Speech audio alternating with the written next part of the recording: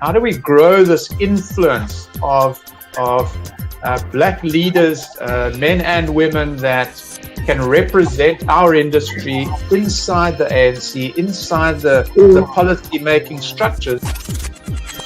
Get to grips with the digital environment, put together best practices, what works and what doesn't, very importantly. In the project that we're doing in Circularity, we've created a linking bridge between those two little areas there. So it becomes a matter of just 10 minutes walk from one side to the other. So my message to our CEOs and those chief investment officers is, where at the end of the day do you want to see your role? So by treating all of our water back to a stage where we can bring it back into the process, we're in effect saving around about 35% of our water usage on site.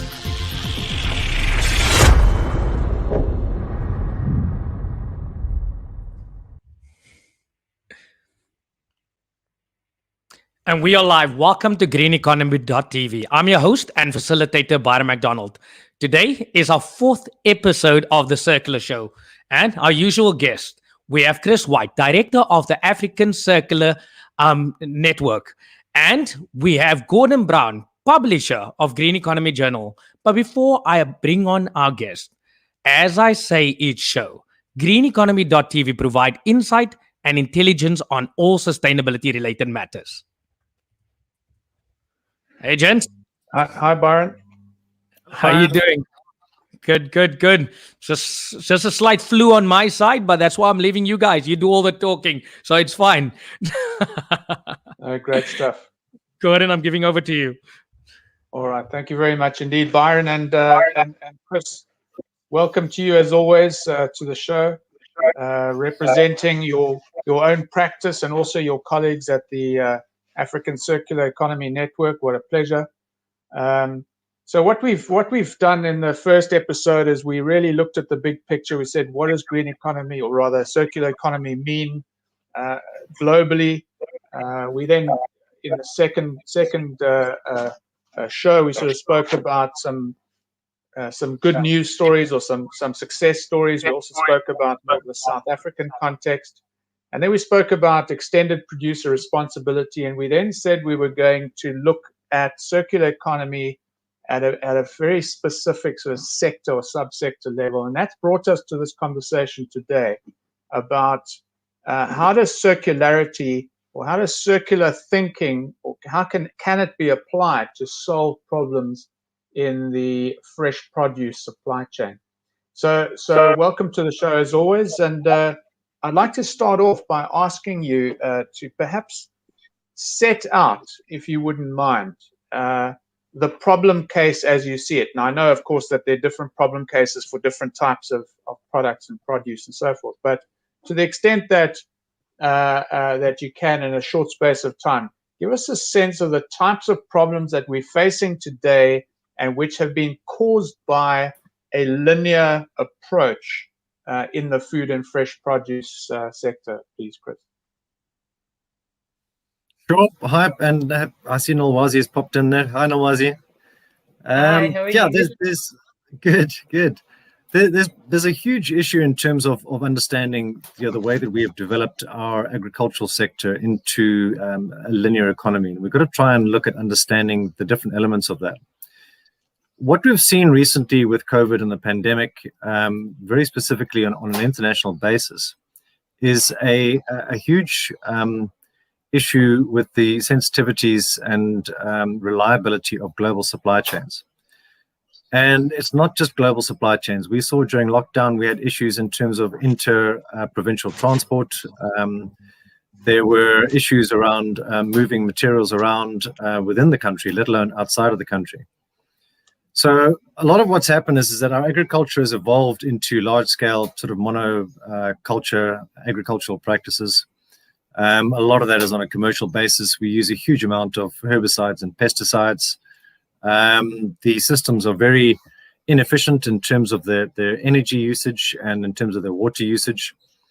And then on top of that, we have massive waste streams that come from that. from the agricultural side, we have huge issues around waste from millies in terms of the hubs and the cobs. We have bagasse from the sugar industry. We have shells from the nut industry, etc. So the issue in terms of where we are now on a supply chain sensitivity is to understand the simple fact that we've messed up.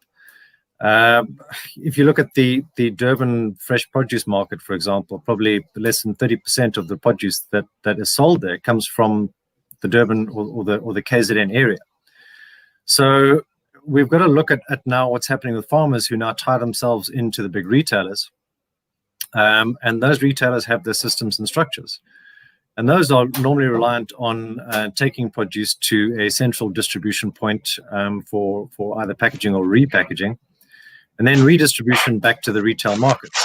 So you see the development of huge distribution centers and mobilization and movement of fruit and veg across the country, to the point where you're having an avocado for lunch, and by the time that thing lands up on your lap, you've got the carbon footprint of a jumbo jet taking off. So we've got to look at understanding how we can change those sort of systems.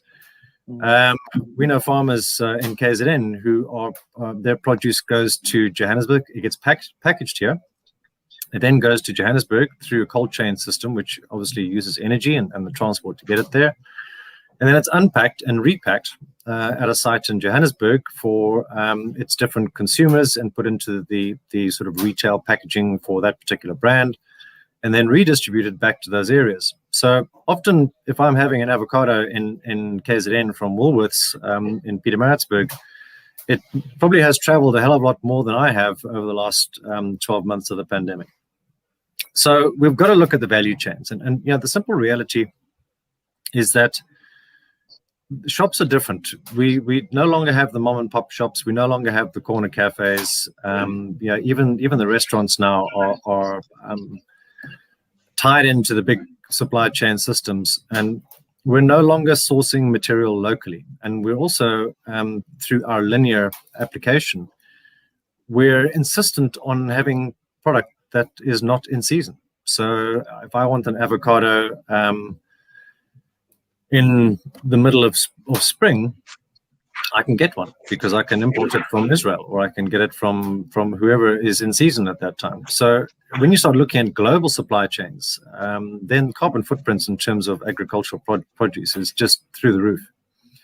And that also exacerbates the food waste issue. So, when you look at the import-export market, then there's a quality issue. It's got to comply to certain standards. And often the farmers are linked into a supplier and they have to meet particular quality requirements. So there's a number of issues in the system. We've gone too big. We've gone too bold. Yes, it's great from the perspective of others would argue from a food security perspective that we are able to produce more. But we need to diversify what we're doing in terms of our different food sources, where they come from, and understand those. Understand the differences between sort of extensive and intensive agriculture. Understand the issues of agriculture with regards to efficiency and energy and water. Agriculture is the biggest user of potable water supplies across South Africa and probably in most parts of the world. So we've got to look at all those different elements. The opportunity now is in terms of going back to the small scale producer where we can get quality material that's organic, that's going down the road, 20, 30 kilometers down the road, and they're supplying a retail center or a restaurant. So there's lots of things we can change, but we've ruined it with the linear economy approach, and we need to look at making changes. Thanks very much indeed for that overview. You touched on food waste. I just want to chat about that very briefly. Perhaps just explain to us the effect of food waste in landfill sites and the effect of methane from rotting foods and the climate change impact of that. Because I know as myself, as someone who recycles, I'm very fastidious about the glass and the plastic and and the paper, but all too often, the food waste actually ends up in disposal. So perhaps just touch on that as a consequence of a linear system as well. There's a number of issues around food waste. So, as you say, first and foremost, if that does go into landfill, there is a problem.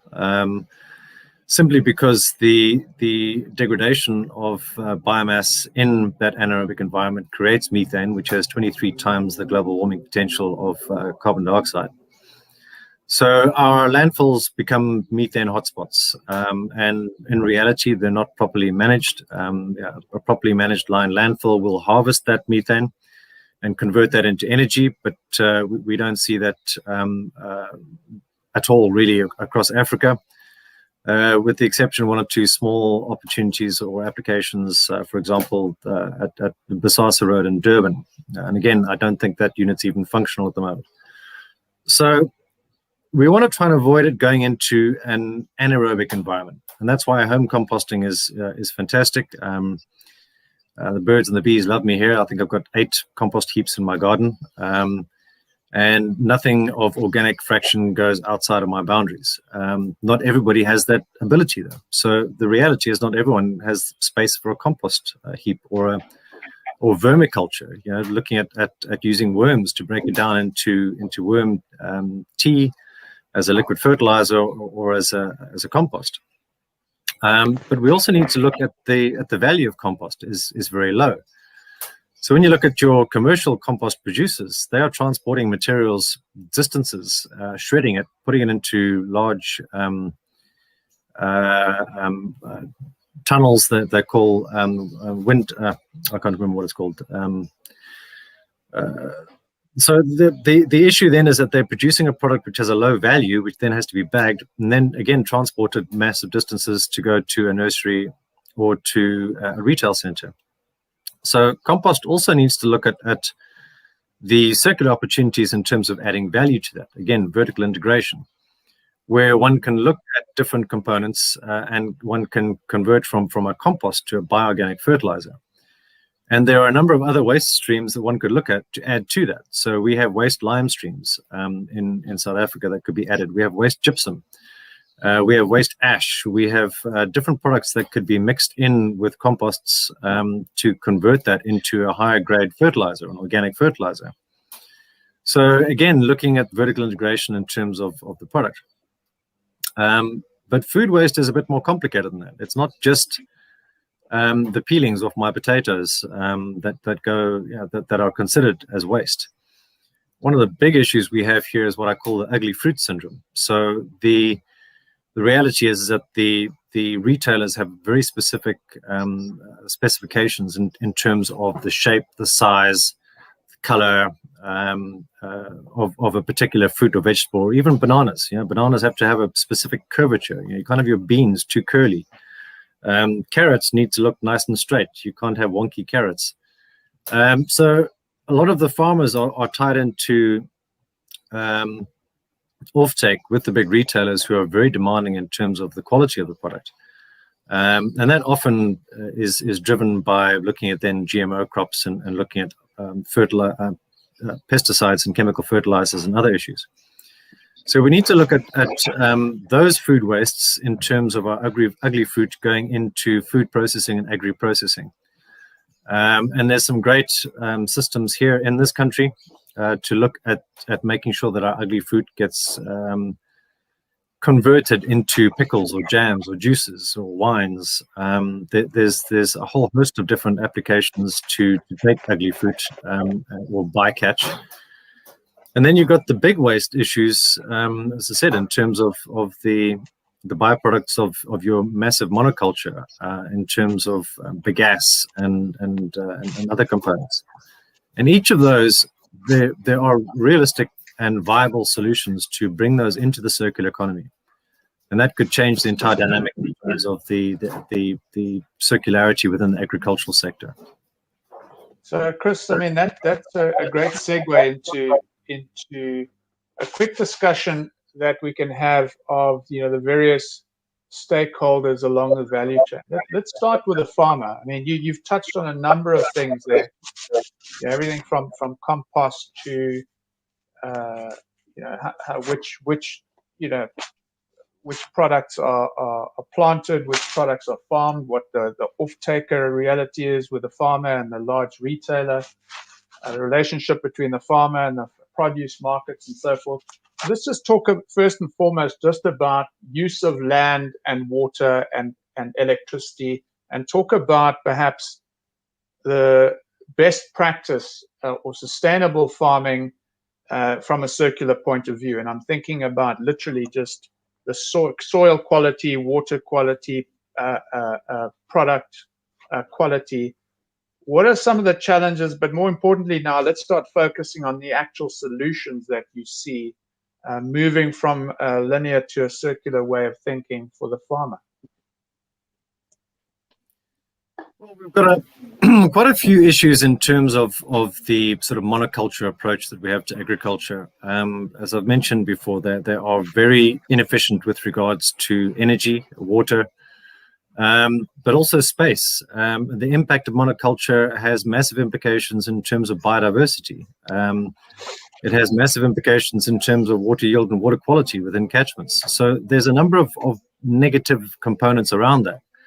But we've kind of gone that route because there's just so many people in the world. We need to go big and grow all these veggies.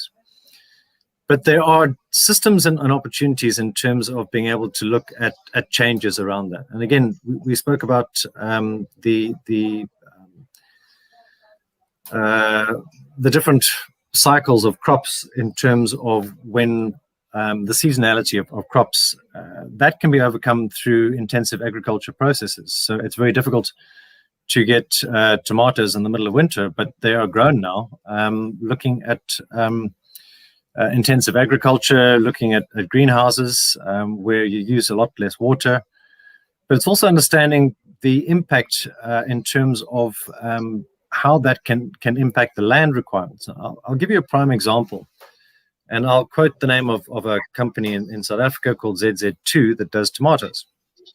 And the issue with tomatoes is that if any of you have grown tomatoes at home, if you keep using the same piece of land, eventually your tomato crop just gets worse and worse. And that's because of nematodes that are in the root systems of the tomatoes. And what happens is that after a while, you need to let that land lie fallow for 2 to 3 years. So before you can replant. So the likes of ZZ2 had massive investment in terms of land and would rotate crops around. But they moved from their monoculture approach and the chemical approach to an organic approach, and they started farming the soil instead of farming the tomato. So they started looking at using composts and going organic. And what that did was it increased the health and vitality of the soil. And by increasing the vitality of the soil, it increased the crop yield, it increased the sweetness of the crop as well. But it also created opportunities in that they didn't need that much land anymore. So they were able to offset a whole bunch of the land that was then sold because they didn't need such great tracts to revolve crops around. And then they found that they're also using a lot less water because the carbon contained in the soil with a good organic soil retains the moisture a lot better, and also helps in terms of the stress of the plant. So when we start looking at that at a large scale, it is possible. And I think ZZ2 is a very good example of that. And we can do that with pretty much most crops across the entire value chain. Fruits are sometimes a little bit more difficult, to grow a lemon tree indoors. But there's most other crops, whether you're looking at a watermelon or a cucumber, you could grow it at any time of the year. And that's where we can look at things like hydroponics. They're very efficient in terms of nutrients. They're very efficient in terms of water. And then we can bring in aquaponics, where we now look at creating a byproduct of protein, where the nutrients create algae, the fish eat the algae, we eat the fish poop back in the water. That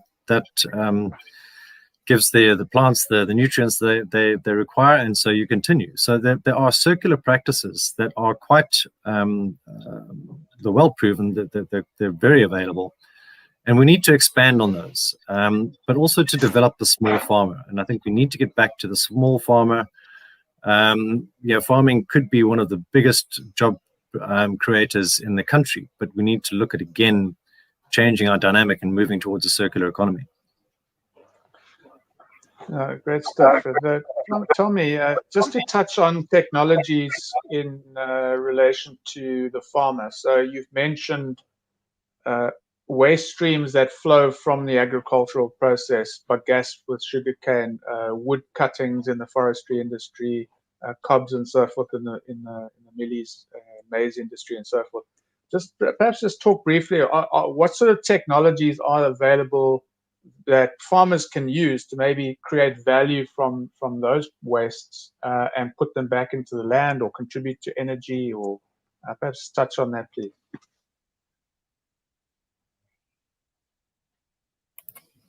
Yeah, there's different applications in terms of understanding the utilization of resources. So energy is a critical one, and farming from a processing and sort of management perspective is quite energy intensive.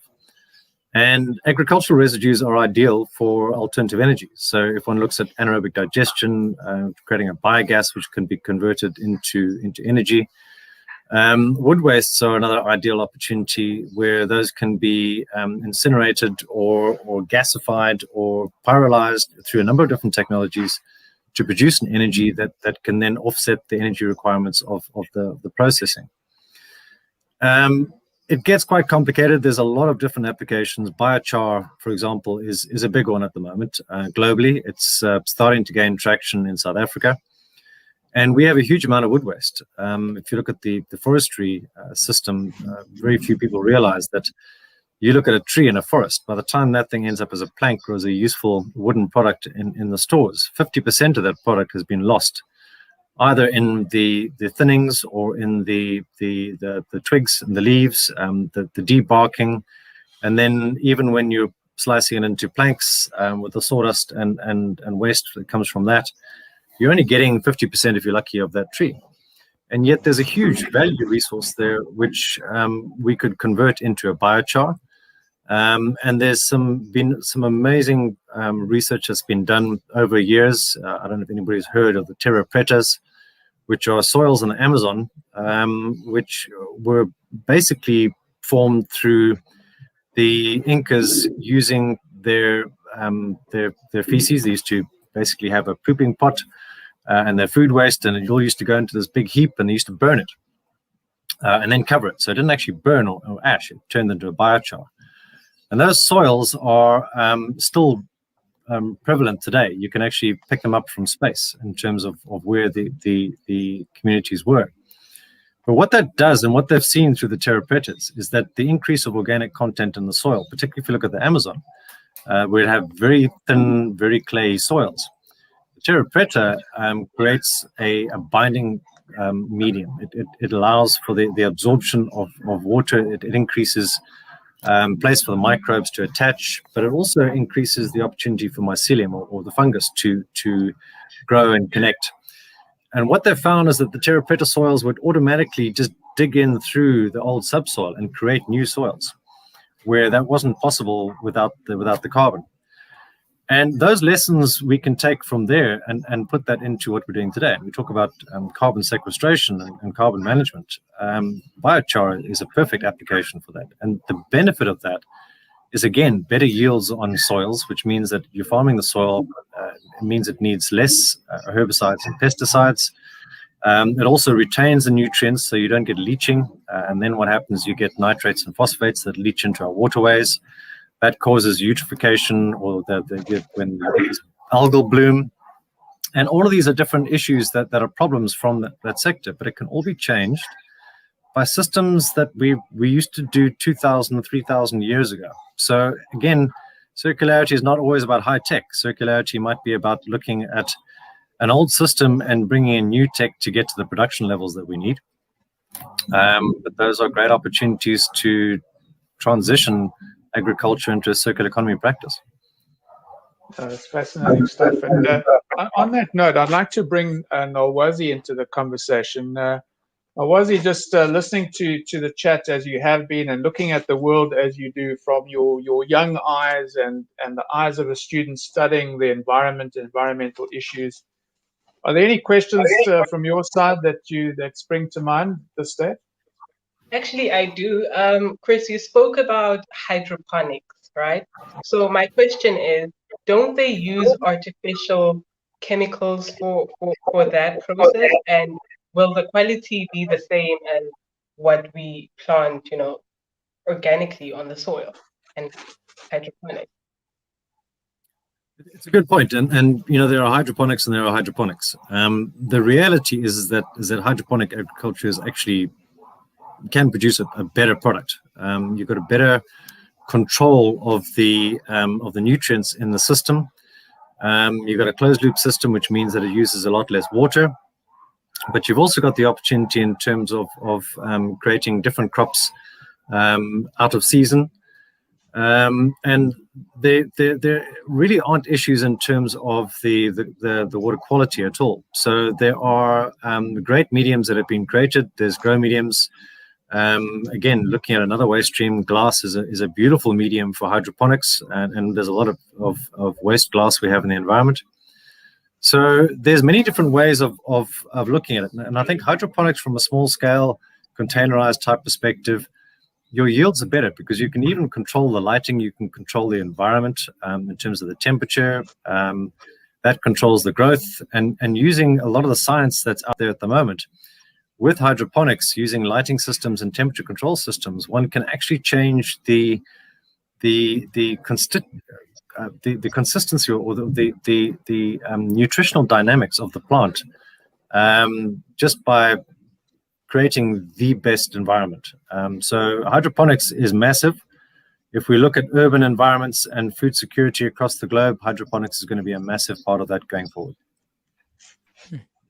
Nowazi, do you have a follow-up question for Chris? But he didn't answer my question about will the quality be the same? No, it's better. Quality is better. So, yeah, and also, Chris, this speaks to your ugly fruit thing as well. I mean, when you've got hydroponics, isn't it also easier to control the look of the product that comes out? Yeah, absolutely. I mean, you've got a controlled environment where your carrot's not trying to grow around a rock. So definitely there's opportunities in terms of the quality of the fruit. And again, because you're controlling the oxygenation, the water quality, the nutrient quality, and the lighting quality, and the temperatures, you can create the best product in an artificial environment. I think there's going to be the purists out there who say you can't beat good old sunshine. But sunshine, I don't know if you've seen my peas outside, but they got burnt because it's still 30 degrees in Pietermaritzburg and it's supposed to be winter. So no, definitely there are opportunities. But again, it's not a simple, not everybody can do hydroponics. There are better opportunities. You look at the likes of Umgibe Organics, which is a local group that do it in raised bed system in packets. It's a very low-tech hydroponic alternative where you reduce the amount of soil and you control the water. And there again, you're creating organic products in a very cheap process, which is not as expensive as hydroponics. And there's a lot of control in terms of being able to look at your soil conditions and your nutrient control and your water control. And you can grow 10 times the amount of vegetables with 10% of the water. Those are very easy systems to do, and that's a local innovation. That's circular economy. That's where we need to go. So, Chris, in conclusion, I mean, that's all we have time for, folks. Really, I've got one more question for Chris. I'd ask you to perhaps answer this question, but then also at the end, if you do have any information handy, if you could just give us one or two resources, perhaps a website. And of course, don't forget, there's greeneconomy.media, but perhaps there's some specific websites that go very specifically to this issue of food waste and circularity that viewers can look at. But my final question to you, Chris, is, what's your advice to the consumer in terms of behavior, i.e., what should we be looking out for? What sort of products should we support? What sort of practices should we cut out, like looking at seasonality? And what's the best approach? What's the most effective way, bang for buck, in terms of looking after your own food waste so that it doesn't end up in landfill sites? Thank you. That's a lot of questions, and we've only got like 30 seconds. So, No, take your time. consumer needs to look at understanding support local first and foremost. Support local. Just by doing that, you decrease the carbon footprint and the supply chain issues. We want retailers to start looking at supporting local. That gives us an opportunity in terms of small-scale farmer support, as well as enterprise development and skills development in the country. So it's a huge opportunity for us that we need to target. Don't throw your food waste away. Compost it. If you're in a flat, use a bokashi system. You can still create compost and then grow your own herbs on the balcony. Look at organic systems. Support organic. The price difference with organic at the moment is because organic is not the norm. The more organic becomes the norm, the better the prices will be from a supply and demand perspective. And that also feeds into your own health. And people need to understand that buying organic and buying natural and buying local is healthy, and understand that mankind has evolved over millions of years. We're not used to importing bananas from Spain in May. Eat what's available at the time it's available. That decreases your own carbon footprint as a consumer. And then look at the resources that are out there. There's some amazing stuff. There are some companies out there. There's Whyte in Cape Town, looking at food waste applications. Umgibe Organics, looking at the food security systems at a community-based level with food processing alternatives. There's the likes of the Compost Kitchen, fantastic solution. If you don't have space to do your own composting, you can get someone to do it for you. So look these all up. There's some great opportunities, and just do the right thing and go circular. Great stuff. Thanks very much indeed. Over to you, Byron. Love that. So I'll see you guys. We win overtime again because it's such a good show. We can't stop but go overtime. So many information we have to share. So guys, I'll see you next week again, same time, same place. Awesome. Bye. Thank you, Byron. Thank you, Byron. Bye. Bye. Yeah, the word I'm taking out there is support local, but I don't have enough time. They went over time. So I would say, as I say each show, greeneconomy.tv provide insight and intelligence on all sustainability related matters. How do we grow this influence of black leaders, men and women that can represent our industry inside the ANC, inside the policy making structures? Get to grips with the digital environment, put together best practices, what works and what doesn't, very importantly. In the project that we're doing in Chaplat, we've created a linking bridge between those two little areas there. So it becomes a matter of just 10 minutes walk from one side to the other. So my message to our CEOs and those chief investment officers is, where at the end of the day do you want to see your role? So by treating all of our water back to a stage where we can bring it back into the process, we're in effect saving around about 35% of our water usage on site.